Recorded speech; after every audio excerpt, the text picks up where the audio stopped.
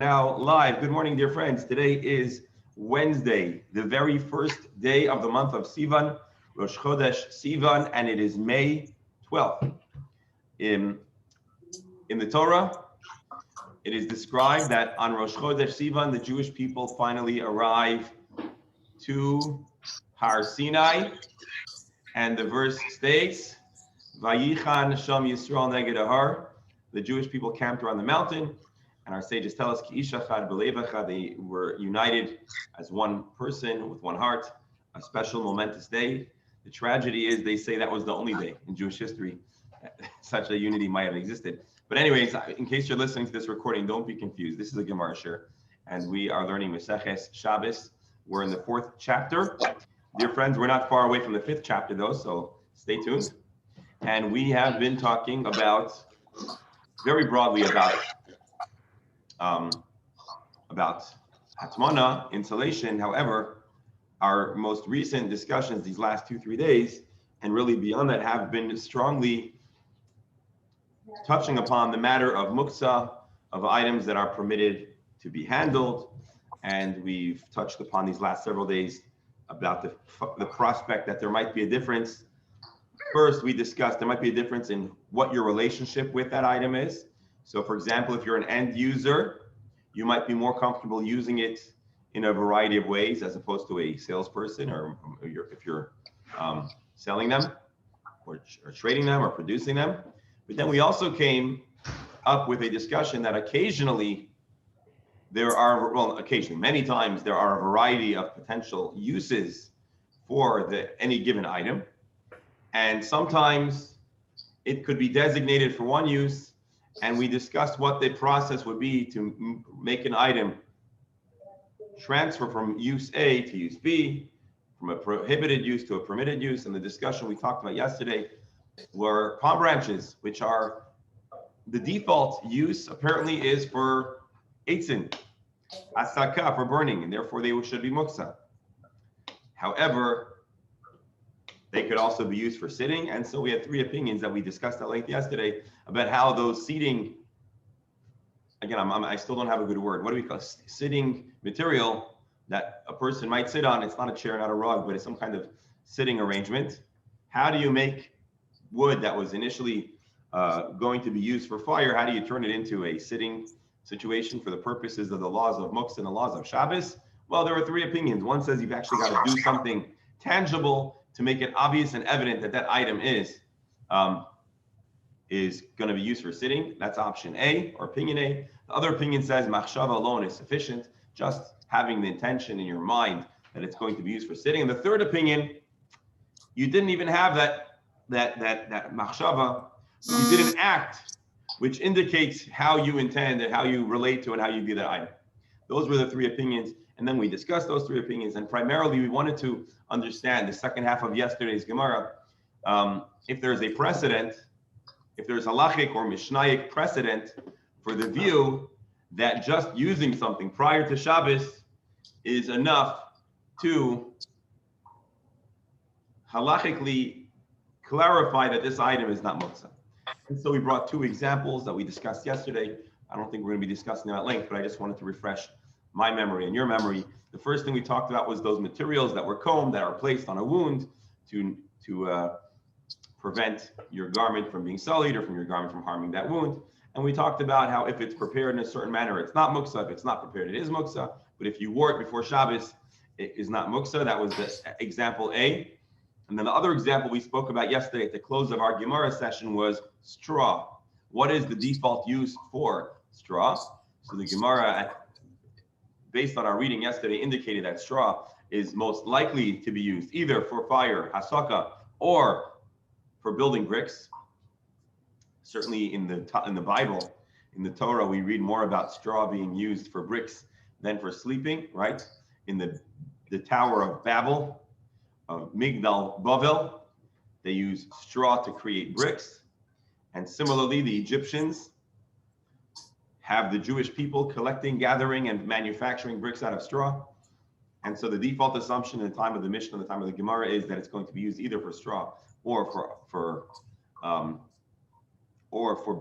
fire or for bricks. However, it can also be used for sleeping. And so the Mishnah discussed how there's a possibility that if you went to sleep on it before Shabbos, you indicated that you view this as sleeping material, and therefore it is not muktzah. In the very final moments of our Gemara yesterday, we touched upon a story, right? What was the story?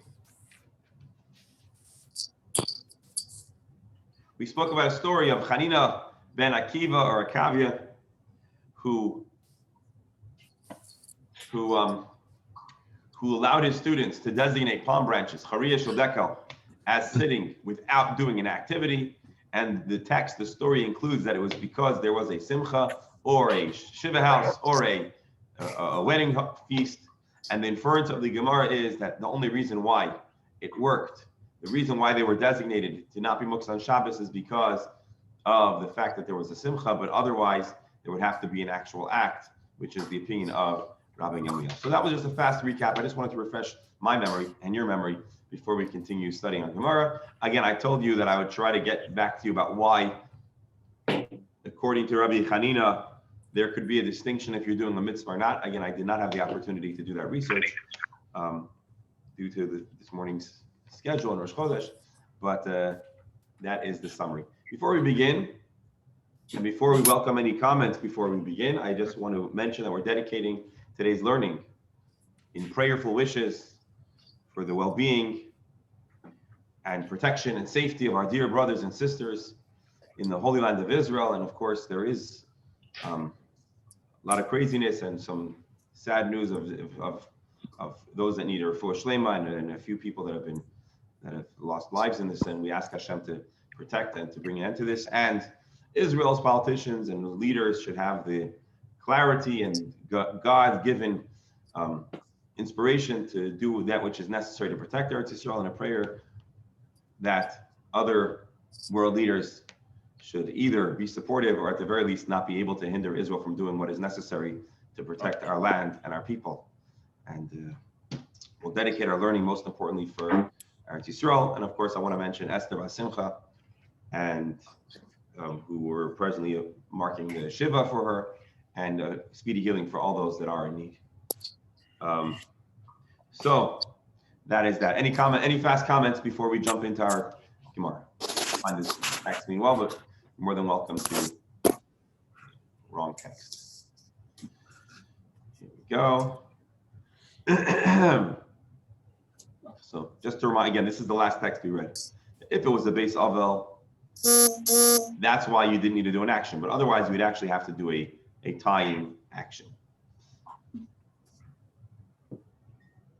Let me just add one more one more word of explanation. Our Gemara was trying to find out who the anonymous opinion who says that you actually had to tie the palm branches to make them no longer firewood and to make them sitting arrangements. And we said, very much by inference, not immediately evident that this was the opinion of Hanina ben Akiva, because of the whole story with the Shiva or the Beis HaMishta, they needed to have seating before Shabbos. That was yesterday's Gemara. All right. Along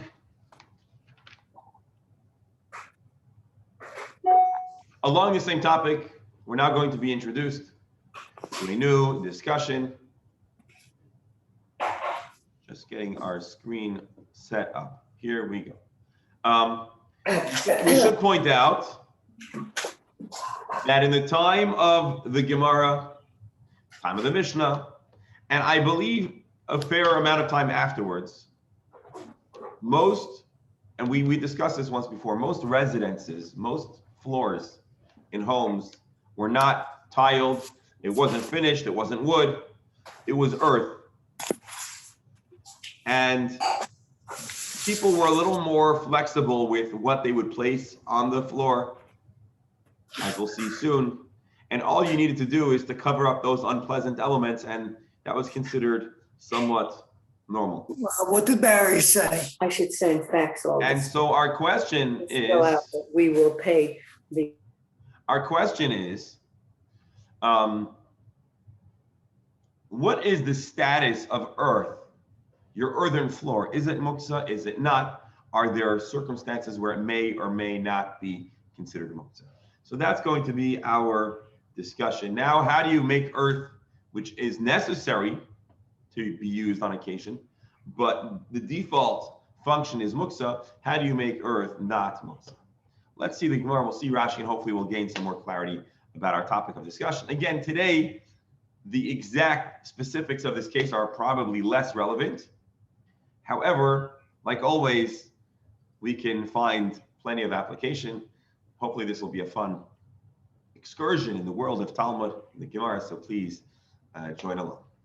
Amar Rav Yehuda. By the way, I hit mute all, but you have the ability as always to unmute, and we value it. And actually this group wouldn't work if not for everyone's very important questions, comments, and thoughts. So please be sure to do so, so we can share and keep everybody on their feet and keep our brains keep our minds turning and churning and processing. Amar Rav Yehuda. Rav Yehuda taught as follows: Machnis Adam Maloi Kupasai Afar. A person should bring into his home on Erev Shabbos a kupa, a basket, a box full of earth. V'oisa batzarkai, and it is used for his needs. Rashi, in case you're wondering what his needs mean, lechasois by soya v'roy, to cover up human waste or saliva. Umara ha'afar bebeisay la'aretz. Rashi explains, what do you do with this box of earth? Well, you can pour it out on the ground. So you can have a pile of earth in the corner of your house, and it's available for the conventionally and typical uses of that earth. Again, admittedly, today, to the best of my knowledge, in the first, I hope this is not an offensive statement, the first world countries, can we say first world? That's not insulting, right? That's respectful. In first world countries, for the most part, I do not believe this practice is prevalent. For the most part, we make sure our waste goes into the plumbing system, and spitting as well. For the last 200 years or so, there was usually like spittoons, did we call them, or other options, tissues and the like, which mostly made this process of using earth fairly outdated. But anyways, just opening up the Steinsaltz Gemara in case he gives us any background here. He doesn't. Oh no, here.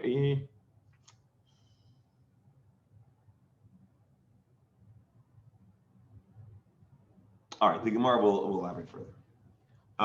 Anyways, so again, in those days, it was common to use earth to be environmental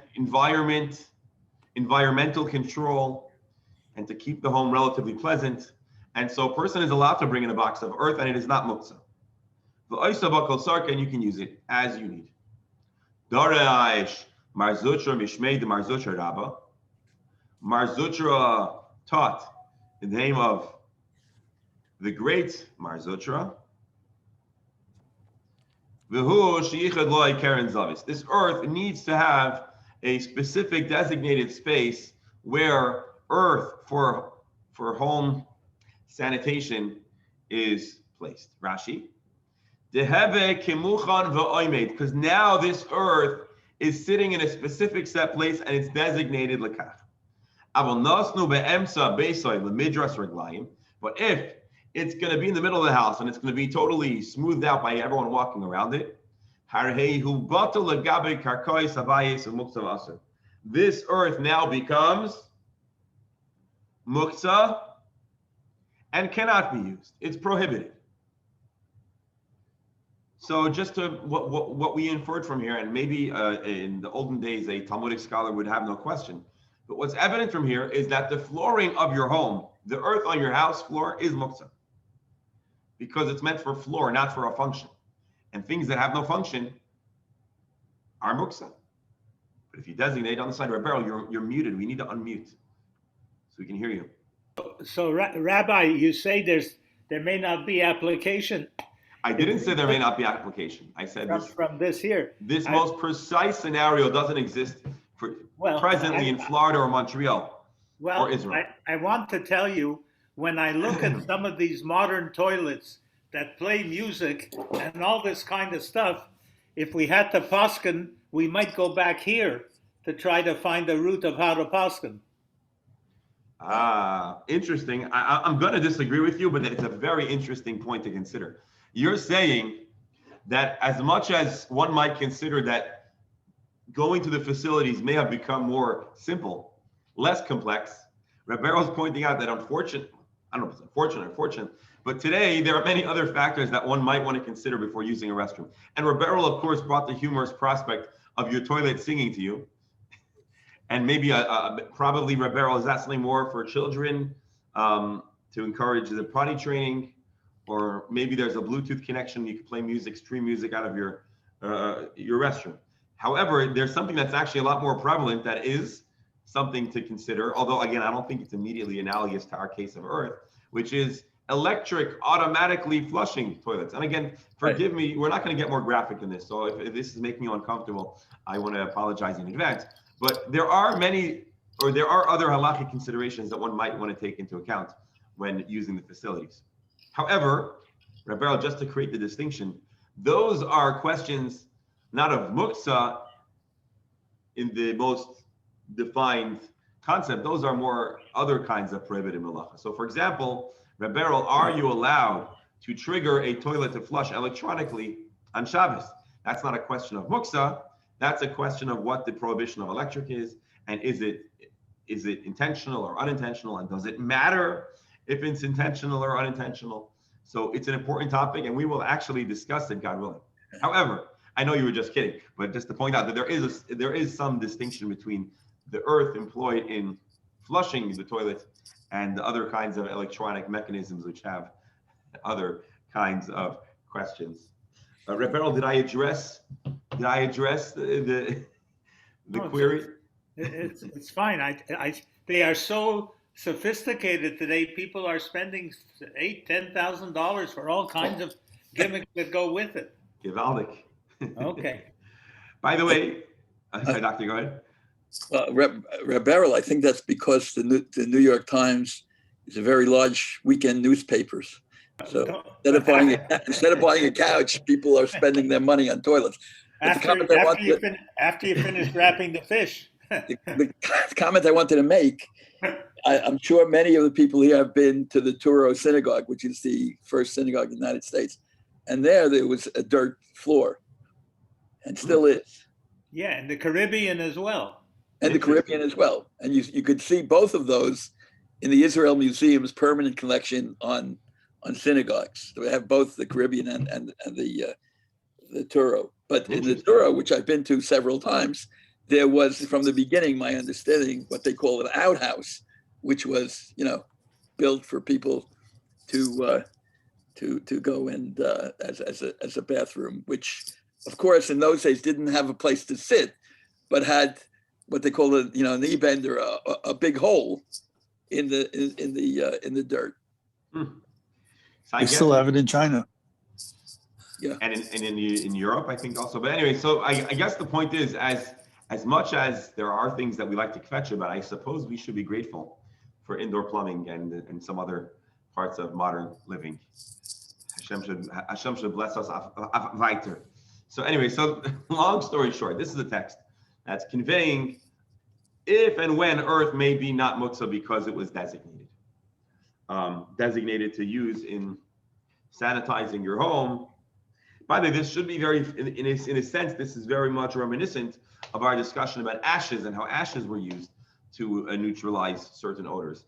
But here, we're talking about the use of earth. Yes.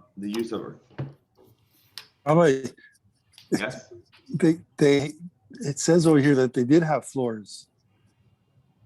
So what? They had what floors made of earth. Made of earth. No, it says they put earth on top of the floors. No. the floor was earth. the floor was earth. And so if you poured earth on the floor, you're essentially just adding more floor to your floor. And that was what Rashi, when I read Rashi, and I guess Rabbi Steinsaltz also alludes to it, is for that reason, if you put the earth in the middle of the house and everyone's going to walk over, it's going to be absorbed into the floor. And then it's no longer designated earth. And apparently you can't say, oh, my whole floor is designated, I'll scoop up the earth off the floor. From this Gemara, that's not an option. Now we're going to tie this back into our previous discussion in a moment. Amru Rabbanon Kamei de Papa. So the rabbis said before Papa the following: Kiman, this teaching that the earth needs to be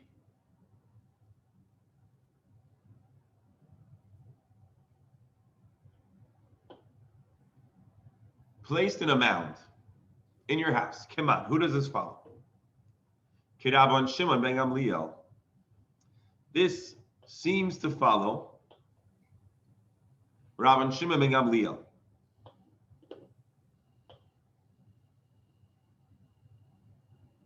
Deshari b'machshava ba'alma. Rashi says Rabban Shimon ben Gamliel, he's the one who is team machshava, and he says that thoughts alone she'ein ma'aseh mochiach she'omed la'aseh srachav. There is no indication that the earth is going to be used for matters of sanitation.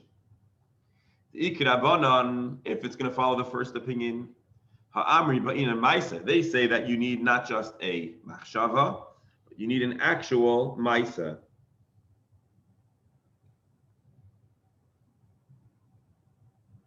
So let's revisit this text for one moment.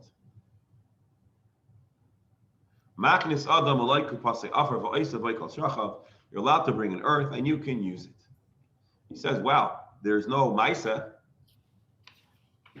Again, I'm learning this with you in real time. So let's see if we can make sense of this teaching. You didn't need to do a Maisa. Now, what I'm confused about in this moment is why don't we consider lugging in a bucket of earth as a Maisa? But I guess just because you brought in a bucket of earth, we don't necessarily know what your intention is. And so here, just having the machshava to use it, it sounds like it is sufficient, and that would be consistent with Rabbi Shimon Gamliel.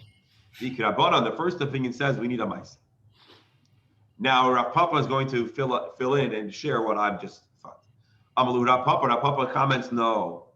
Afilu Temur Rabbanan, the teaching about the earth brought into your house can even be consistent with the viewpoint of Rabbanan, who said, palm branches remain moksa until you tie them together. Why?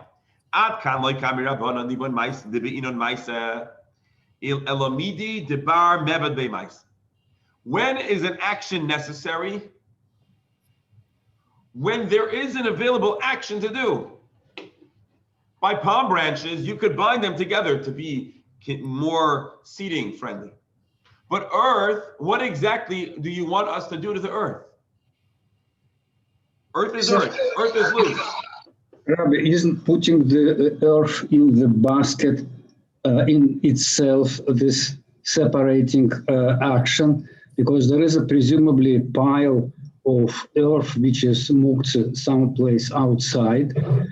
And by putting part of this earth in the basket to bring it to home, don't we do this action that makes this earth different from what it used to be before? I share your question.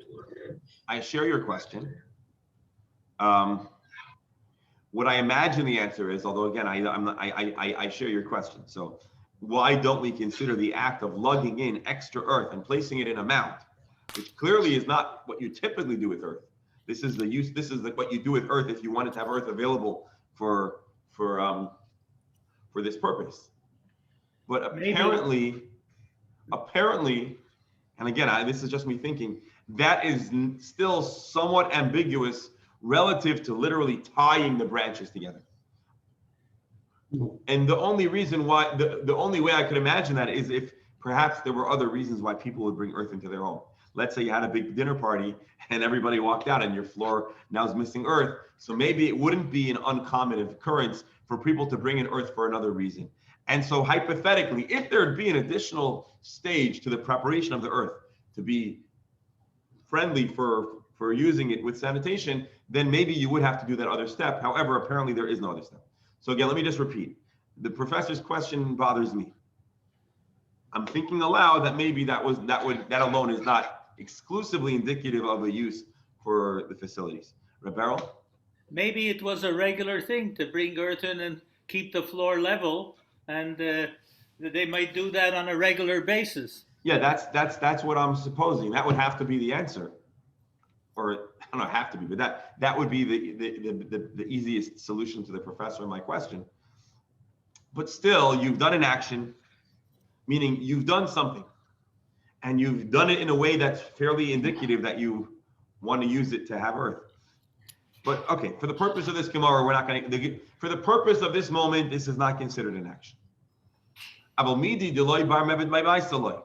even the Rabbana, who say that you have to do something, I can give you another answer. Maybe when the Gemara uses the word Maisa, which we've been calling action, maybe we need to revise our translation to not just be action, but an action that makes a change in the item we're bringing, some kind of permanent, visible manipulation. I don't know if the professor is going to agree with me. I'd love to hear his opinion, but perhaps we have to now revise our translation of the word Maisa to not just an action, but physical, visible manipulation. That might be, I think that probably is what we're saying. Which again, now we really need to revisit the Gemara and update mentally each time we use the word Maisa, if this is the case. I'm subjecting you to some of the real-time Good point. thought, right? So maybe Maisa is not action, it's visibly altered action. And indeed, the tying of the palm branches is so. It's not just that there's a pile of palm branches, you've done something to change, to have a visible change to the palm branches. So I'll tell you this. I have a strong suspicion that at least some of the Rishonim, and if not them, certainly some of the more contemporary Talmudic scholars most certainly spend time to define that Maisa here must mean something more than just an action, but an action that creates some kind of visible evidence of your intention. So if you're confused, I apologize. Let's just go back. Our Gemara wants to know if the teaching about the earth is consistent with the rabbi who says you've got to tie branches, or if machshava alone is enough. And ironically, and Dr. Hammer also, now now we're trying to think what this does to our kavana. I don't want to use the word kavana agenda or kavana cause, because now what we're saying is that even machshava may occasionally be coupled with an ambiguous action. But if the action is ambiguous, then Team Machshava says there needs to be Machshava. Team Maisa says that's not enough. There needs to be a visible manipulation of the item. Yeah. Is that so? You hear what I'm grappling with that. Well, I think the question is, what's the borderline when you say machshava kamasa? If you have kavana, okay, could that go for anything? You know, I thought I went to shul this morning in Davin for an hour and a half. Ooh, that's it.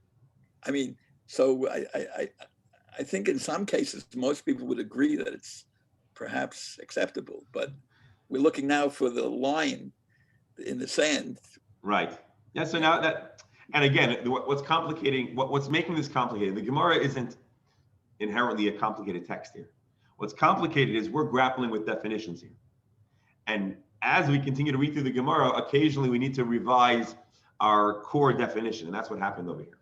Where to answer the professor's question, to answer my question, we're contemplating the prospect of amending our precise definition of Maisa and Machshava.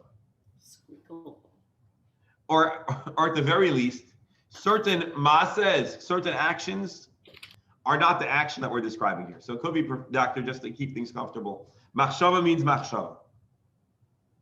But there are certain things that we in English would define as a maisa, and the Gemara might not be satisfied with considering that a maisa. And so, for example, lugging earth, which the Shitas Rebberal is something that happens commonly and not exclusively for the purpose of sanitation. That's not the maisa that we're describing. Maisa would mean something like putting a stamp, or if there was a kind of treatment that the earth would need to receive to become toilet friendly, or maybe there's some kind of sense that we're added to it. That would be a maisa that would be really, really indicative. Lugging earth, yeah, that is an action, but that's not an action that contributes to our understanding of the situation. That's probably how we're going to do this. So it's maybe we haven't changed the definition of machshava, and maybe we haven't changed the definition, but maybe the definition of masa is not all maisas, not all actions are created equal. So again, if this was confusing for you, I apologize, but I wanted to share with you the real-time consideration of the Gemara. And then the Gemara answers, well, maybe in this case of earth, there is no maisa available. And so therefore, when you could do a maisa, you should do a maisa. But when there is no option available, then you don't have to. Let's just see if Tosfos chimes in here at all. No.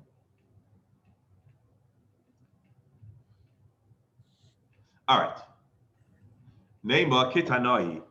Perhaps this consideration about if occasionally you need maisa when available, and occasionally you don't need maisa when it's not available. Neima kitanoi. Maybe this question has a parallel, to use Rabbi Steinsaltz's words. Maybe this parallels a machlokes that's found in the Mishnah, which means that we're now going to be exposed to another Shabbos discussion. But bearing in mind that ultimately we're going to see if this informs our question about machshava versus maisa in regards to our discussion of Musa. So in case you weren't confused until now, hold on tight. Neima ketanoi. Perhaps this is reflected in a machlokes of Tanoim. Rashi, what? Had Rabbi Yehuda b'midi delab bar maisa. The explanation that Rabbi Yehuda gave over here, which is, he says you could bring in the earth without doing the maisa. By the way, there's another possible answer, which I'm not even going to say right now because it's going to confuse you, but maybe at the end I'll share it with you. The statement of Rabbi Yehuda, which says that earth can be brought into the home even without a maisa, maybe this is consistent with the following machlokes. Bakol, chafin, esakelim. We can use all materials to clean, to scrub kelim. Chutz, klei kesef, bigrat kon.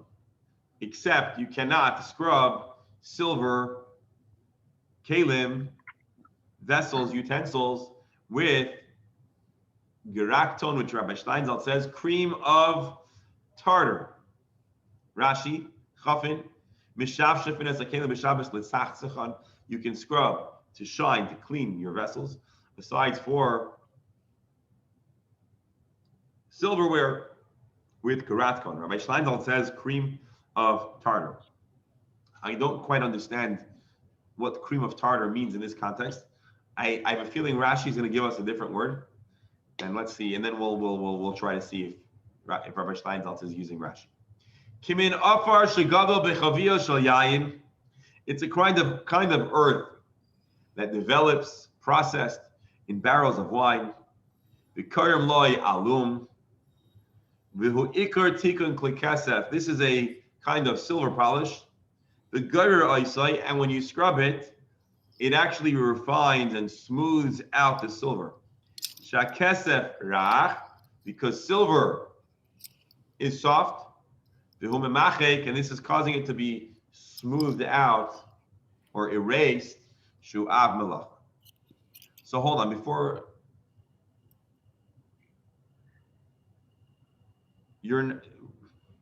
our Mishnah here tells us you're not allowed to clean silver with an agent that doesn't just clean it, but it actually smooths it.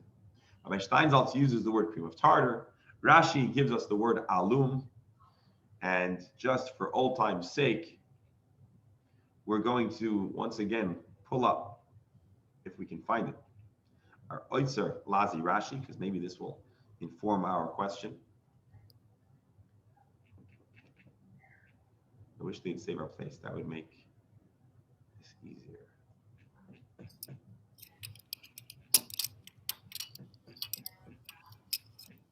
Scrolling to page Nun.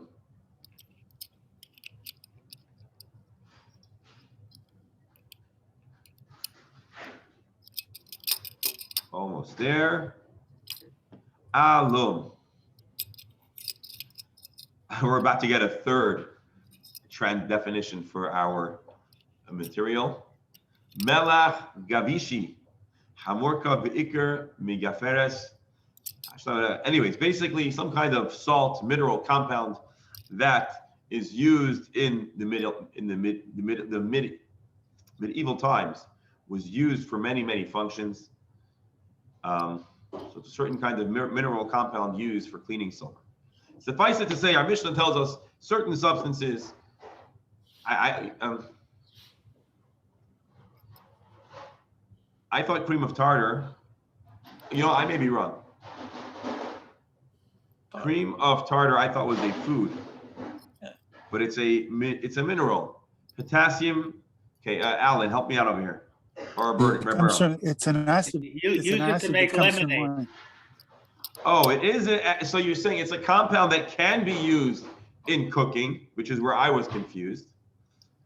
For example, here he says it's a byproduct of winemaking. That's right. So maybe Rashi and Rabbi Steinsaltz are saying the same thing. I didn't realize that. It's similar to vinegar. So yes. Why do we need this whole thing? Couldn't we rely on the question of insulating, that you could keep the heat, but you can't have anything that improves it or makes it hotter? You have the same principle here. You could clean, but not something that takes off tarnish or mold or whatever. Same principle, no? It's very similar, but also very different. Why is it very different? Because one question was the question of insulation, which is one malacha of Shabbos, which has its own parameters. And now we're talking about an entirely different malacha of smoothing something out. And so although you are correct, there are strong parallels between the two, but for the purposes of the laws of Shabbos, each needs its own attention and each needs its own treatment. Furthermore, this whole teaching is only being introduced to provide a parallel in the idea of machshava versus maisa, and we don't yet see how that is going to be applied. We'll see in a moment. But of course, in the interim, we are grateful to have our pharmacists and our chemists here who can fill us in on cream of tartar. So apparently, here's what I now know. Cream of tartar is used in the cooking process, but the very same mineral can be made available in other contexts, and then you'd use a more professional, scientific title. So if it's in cooking, you'll call it cream of tartar, but if you're using it for other kinds of processes, you might refer to it as potassium bitartrate. Is that correct? Is that how you say it? Close enough. That's right. Close enough. Okay, as a layperson, you'll let me get away with it. Okay, thank you. What I can understand, Go ahead. I have a hard time understanding this, that they can have silver, which is very expensive in their house, but they can't afford wood floors. Well, you're applying an unfair standard, because you're coming from the perspective of, yeah, we have silver and we have floors, and why can't you have both? But in those days, I don't think they really felt very impoverished, or they didn't feel bad having earthen floors, because everyone has earthen floors. Maybe the rich Roman, I don't know, machers in their manors and palaces had floors, but otherwise, why would you put down floor? They would laugh at us. We're so crazy. We're spending hundreds of thousands of dollars, tens of thousands of dollars for flooring when you can get earth for free. They probably think we're nuts. I don't know if that really is the right answer to your question, but I think we're coming from our perspective and we're working backwards and saying, why is there no floor? But at a time where you don't need a floor, Doctor, you have another perspective? Dr. Hammer, go ahead. Yeah, I'm just looking at the words about cleaning utensils. Does, Sorry? Oh, I'm looking, am I muted? No, I'm good. no, we hear you, we hear you. Go ahead. So I'm not sure what utensils means. Usually, knives, forks, those kind of utensils. Can we infer from this that there's no issue at this period of time with washing dishes? Possibly. Because that's what I would infer from this. Oh, dishes are okay. Now let's talk about whether your silverware is stainless steel or real silver and what you could use.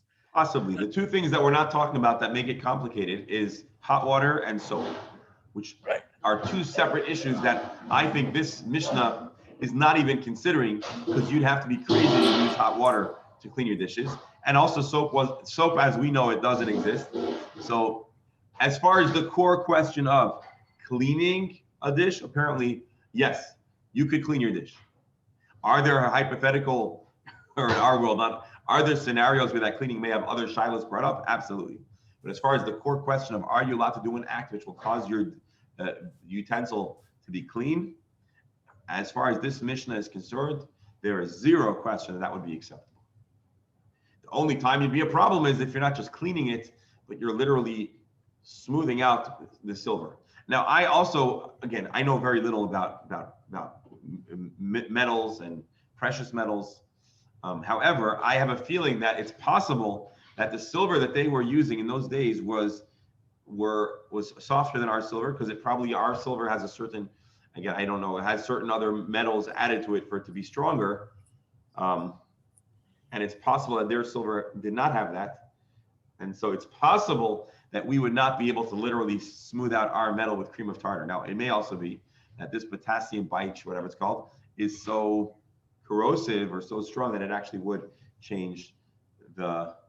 Rabbi, what would be very interesting today, Bernie, is to look at the cleaning liquid that you're using to make sure it doesn't contain tartar or alum.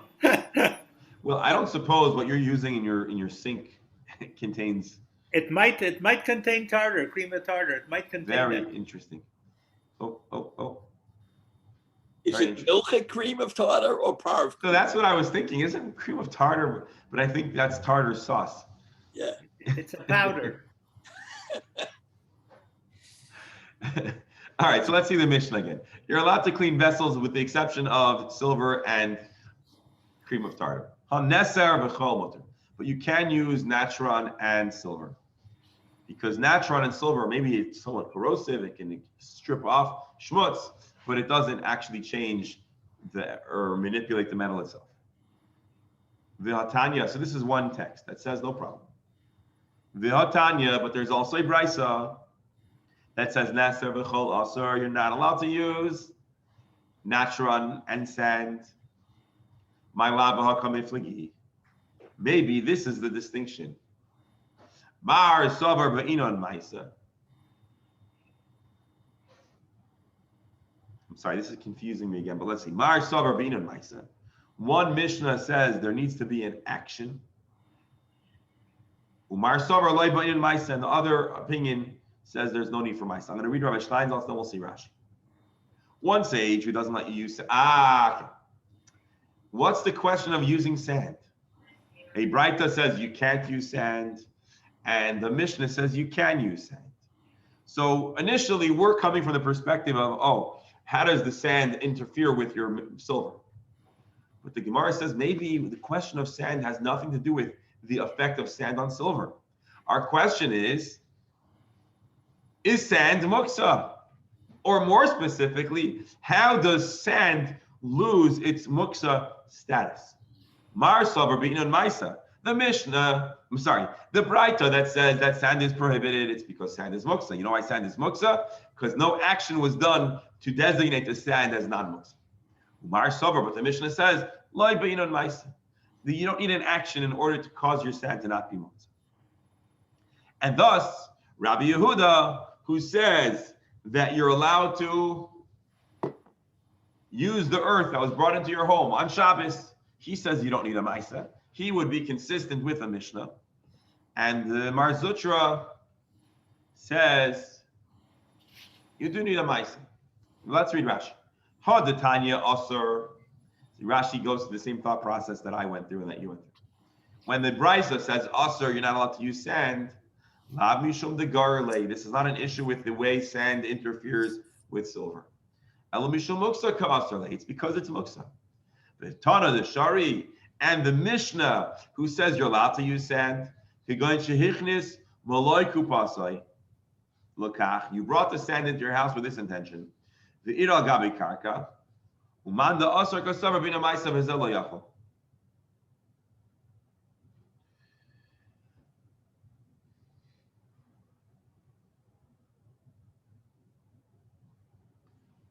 So again, our theory is that this question of sand is a question of, does it need a maisa or does it not need a maisa? Because what action can you do for sand?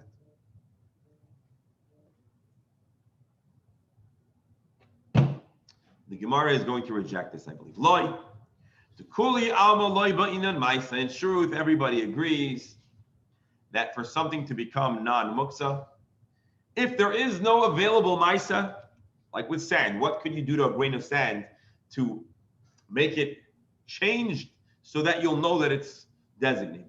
You can't put a stamp on every grain of sand. You can't even tie 2 grains of sand together, to the best of my knowledge. And so the kuli alma loy ba'inan maisa. Everybody can agree that if there is no available maisa, then you don't have to do a maisa. Why is there a question of sand being permitted or prohibited in cleaning of silver? Like Rabbi Shimon. The Mishnah and the Brisa are conveying 2 different Mishnaic opinions about sand. One text being the text of Rabbi Yehuda, who I believe says that it's okay, and the other text is Rabbi Shimon. What do they say? Rabbi Yehuda Amar Davar Shein Miskaven Aser. Rabbi Yehuda, who says you're not allowed to clean your silverware with sand, it's because Rabbi Yehuda says, even if it is not your intention to do a malacha, it is still aser. What malacha is being done over here? You're unintentionally smoothing the sand. Rabbi Yehuda says, although your intention is to clean, unintentionally your silver gets smoothed out. I don't care, says Rabbi Yehuda, that your kavanah was not to do so, it's aser. The Rabbi Shimon and the permissive Mishnah text that says you can use sand says davar she'ei miskaven mutter. Rabbi Shimon, and we've talked to Rabbi Shimon many times, Rabbi Shimon is team kavana. All that matters is your intention. And if you don't have kavana, if you don't intend to smooth out your silver, we don't really care if you smooth out the silver. So let me just back up for a moment. We are talking about laws of muksa. And we're talking about earth or sand that's placed on the floor. And are you allowed to use it on Shabbos or not? And Rabbi Yehuda says that you can. And others apparently say that you can't. And we said maybe there is Mishnaic precedent for this debate. What's the debate? We said, well, we have 2 texts that talk about using sand on silver. And maybe the question is, one text says, you know why you can't use sand on silver? Because you didn't do an action to make it evident and clear that it's not muksa. And the other text says, you know what, you don't need to do a maisa. That was our theory. That was our proposal. And this proposal is rejected because everybody agrees that if you can't do a maisa, you don't need to do a maisa. You can't do something to manipulate the sand or the earth to look like, to show everyone that it's not muksa, then you don't have to. Here our question is kavanah or no kavanah? Or rather, how seriously do we take what your kavanah is? Rabbi Shimon says all that matters is your kavanah, and Rabbi Yehuda says don't tell me kavanah when your handiwork, when what you've done indicate and shows something else. You know, I'm the when people used to want to go to shul and they had to wash their hands, Yes. and they didn't have anything to wash their hands with, they were able to use sand. Yeah. And sand could scrape off some of the schmutz and the follicles of the skin. Yeah, and so sand So what's the difference between sand that? can be used, and you're saying sand actually is used to exfoliate and to rub off dead skin and to smooth it out your hands. So therefore, That's what's right. the question? So if it could rub off dead skin, why can't it rub off a bit of silver? Well, there may be a distinction between the act of rubbing your hands. There might be, I'm not saying there is or isn't. There might be a distinction between what you're allowed to do to your skin and what you're allowed to do to silver, because the act of memacha, of smoothing out, may not apply, at least in this exact context, to the human skin. But you're assuming that it's that this, from the perspective of this place in the Gemara, you're allowed to rub your hands with sand, which I believe is the case. But I don't have anywhere in the Gemara to tell us that in this moment these opinions would allow you to use sand. So let's put that on this. Let's put that on the side, if you don't mind. But it's a fair question. Good question. So again, today's Gemara really has been a little bit of a whirlwind tour, taking us all around different subjects. But ultimately, all we're really interested in uncovering everything the Gemara introduces. But just let's keep our eye on the goal, or keep our eye on where the starting point is. Which again, the starting point is earth, sand, that you have a permitted use and you intend to use it for permitted use. Can you use it on Shabbos? And so we wanted to say that there is a machlokes in the Mishnah about this. And it was what we introduced was the question of cleaning silver. And ultimately the Gemara says no. The question of it, if you're allowed to clean silver and not with sand, has to do with kavana of smoothing it out.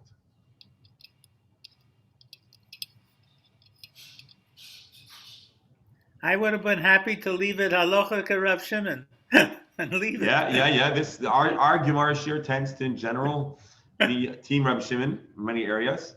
But we also want to know what the halacha l'maisa is, and Rabbi Shimon isn't always the halachic psak. Sometimes we say kedai Rabbi Shimon lismach alav b'shas hatchak. Remember, under really extreme circumstances, we could rely on Rabbi Shimon's leniency, but that's not always the case. All right, if this wasn't enough, the Gemara is going to continue this intellectual roller coaster a little further. Why and how are you so confident that the Mishnah that says you're allowed to clean your silver follows the viewpoint of Rabbi Shimon? And we said that it was all a matter of kavanah. It's permitted because ein miskaven muter. Ema seifa, the Gemara says you have to consider the next line in the Mishnah, which we haven't yet read, which says, are you ready for this, Alan? Although you're allowed to scrub utensils and cleaning them, don't rub it on your hair. Why not? Rashi says, because Neser and Chol can cause your hair to fall out. And on Shabbos, one should not cause their hair to fall out. My hair falls out without me doing anything. So what happens automatically, of course, not the subject of our discussion, but intentionally causing hair to come out on Shabbos is not permitted. I'm sorry, Rabbi Shimon, Mishnah Kashari. So now, a Mishnah says you can use sand on your silver, but you can't use sand on your hair.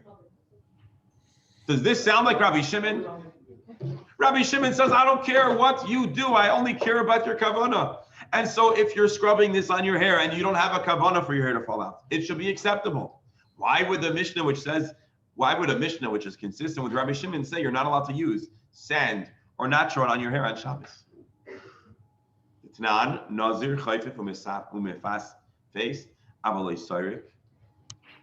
And indeed, we have a Mishnah that says that according to Rabbi Shimon, a Nazirite, here, Doc, give me 1 second, then I want to hear your, a Nazir who is not allowed to cause his hair to fall out, is allowed chayfif, to rub around his hair, scrub his hair with natron and sand, avaloi soirik, but he cannot use a comb. So it appears that Rabbi Shimon permits cleaning one's hair with sand or natron, even if hair might fall out. Again, this is not about Shabbos. This is about a Nazir but there are two times that a Jew shouldn't cause their hair to fall out. If they're a Nazir, if they took a vow to grow their hair long, or if Shabbos prohibits it. And in both cases, Rabbi Shimon apparently permits it. And therefore, the above mentioned Mishnah cannot be blamed on Rabbi Shimon. All right, Dr. Hammer, you have a question or comment? Please. No, it's similar to my comment before about washing dishes. Yes. I'm inferring from this that it's totally acceptable, one, to take a shower, to wash on Shabbos, number two, to do your hair on, to shampoo your hair on Shabbos. And we don't talk about hot water, cold, and to dry yourself off on Shabbos. And if you come to this without any issue about the other thing, it's logical to assume that there's no problem with that. And am I wrong? It's fair to make that assumption, but it's wrong. But only reason why it's wrong is because we read earlier in our Gemara about extensive restrictions about bathing and cleaning oneself with water. So here's my question for our chemists first, and then I want to hear from Dr. Hammer again. Natron, what is that? Is that a liquid? Baking powder. It's powder. Baking powder mixture. So Dr. It's a Hammer, mixture why of are we, baking powder. where in this text do we infer that there's any water or towels? It sounds to me like people, and again, I don't know why someone would do this. You gotta, to me, I think, wow, their hair must have been so really incredibly dirty if pouring sand on their hair was considered cleaning it out. But it sounds like perhaps they're rubbing, they're exfoliating their hair with sand or natron without water. We have dry shampoos. It's a whole category. A dry shampoo. So maybe here the question is, and Dr. Hammer, maybe that's your question. We know from elsewhere that water might be a problem, but what about dry shampoo? Which again, I've never seen dry shampoo, but we have. That's why we have big category. doctor. People who are sick in the hospital, what do they do? Ah, okay, so it's a big thing. There is dry shampoo.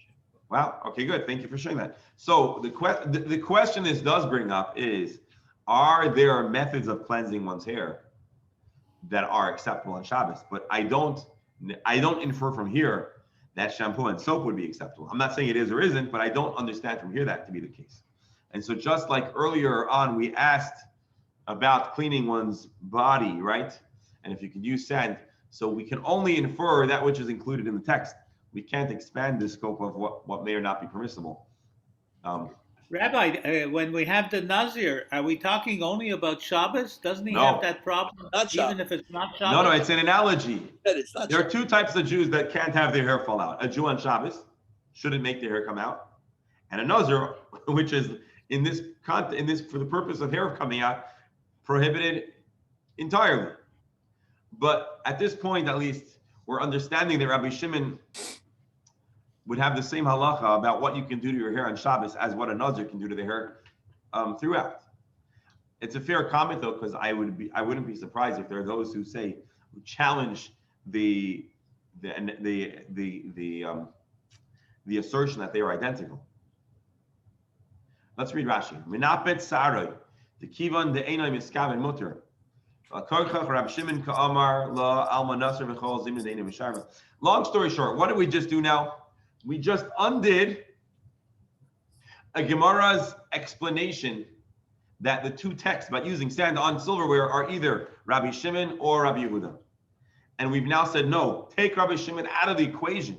This can't be a teaching of Rabbi Shimon, because Rabbi Shimon would never say that you're allowed to use sand or natron on silver, but not on your hair. Rabbi Shimon would say you're allowed to use it on your hair as well. And therefore, the Gemara must now, we're going to have to do this tomorrow, the Gemara now is forced to revisit the Brisa and Mishnah that debate about the use of sand. And depending on what we do with that debate, may influence our understanding of our earlier discussion about bringing in sand to your home. I'll just show you this line, and then we're going to have to continue tomorrow. And I want to thank you all for your endurance on today's Gemara marathon. Rather, now we must find that both the Mishnah that says you can use sand on your silver, and the Mishnah that says you can't use sand on your silver are both consistent with Rabbi Yehuda. Utrei Tanoi Alidi Rabbi Yehuda. And we have two students of Rabbi Yehuda who each understood the opposite from Rabbi Yehuda. One understood that you're allowed to scrape, and the other understood you're not allowed to scrape. And the Gemara doesn't even end here. So let me just give you a fast, not full recap, but again, our Gemara today introduced to us the story of the sand. We introduced it because we thought maybe there was a difference. There was a question of Maisa. Do you need to do a Maisa or not? And the understanding is by dumping a bunch of earth on your floor, that's not a Maisa, which led us on a side discussion about possibly revising the exact definition of the word Maisa to not just mean an action, but to mean an action which made an evident change in the substance. Our Gemara then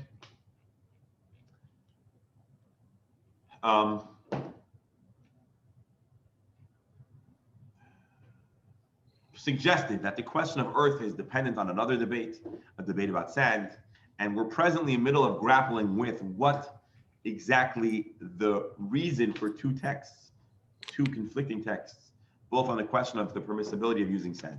Dr. Hammer, go ahead, please. Halacha l'maaseh, can you comb or brush your hair on Shabbos? And can you comb or brush your spouse's sheitel or toupee on Shabbos? I'm going to bow out of giving a halacha l'maaseh comment about combing or brushing on Shabbos. I believe a commonly stated halacha, but again, this is not halacha l'maaseh, is that it may be more acceptable to comb than to brush. And it has to do with the degree of certainty that hair may or may not be pulled out but this is not halacha l'maaseh. Right. There's a lot more to discuss because we're in the middle of the conversation, so I don't want to give a final authoritative comment. But we do ought to be careful with removing a hair. And that's I just think it's so interesting that within the day we go from focus on toupee to focus on shampooing what's the game? It's like what's the game with the pinball? It's like it feels a little bit like Talmudic pinball. Ein chadash tachat hashemesh. Right. We're visiting many varying subjects and themes. The guy doesn't have a bathroom, but he has a sheitel. Perfect. And silver. To our dear chemist question. My dear friends, thank you all for joining us. Once again, let's dive in, let's pray and hope for well-being of our brothers and sisters in Eretz Yisrael and let's have good news. Everyone is invited. We'll end this chat in a moment. You're invited to rejoin and study today's with Rabbi Shalom Bar. Thank you all for holding on tight for this Talmudic pinball game. Thank you.